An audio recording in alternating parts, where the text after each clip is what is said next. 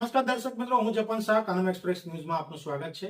જોઈએ આજના મુખ્ય અને મહત્વના સમાચાર।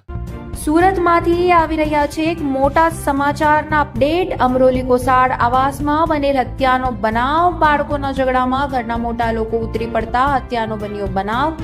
હત્યાના ગુનામાં 3 આરોપીઓની થઈ ધરપકડ। ફરીદ અજીજ શેખ બોમ્બેવાળાની હત્યા થઈ હતી। બે પરિવારના બાળકો બિલ્ડિંગના દાદર પર રમતા હતા। તે દરમિયાન બંને બાળકો વચ્ચે ધક્કો લાગવા બાબતે માથાકૂટ થઈ હતી।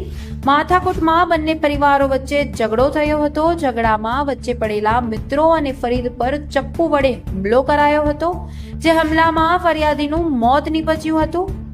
અમરોલી પોલીસ હત્યાનો ગુનો નોંધ તપાસ હાથ ધરી હતી। દરમિયાન ગુનામાં સંડોવાયેલ સાદાબ હુસેન ઉર્ફે રાજુ મોહમ્મદ નથુ શેખ, સિરાજ હુસેન મોહમ્મદ નથુ શેખ, સદામ હુસેન મોહમ્મદ નથુ શેખની ધરપકડ કરવામાં આવી છે। સમગ્ર મામલે વધુ તપાસ અમરોલી પોલીસે હાથ ધરી છે। રિપોર્ટર સાગર સોલંકી, સુરત।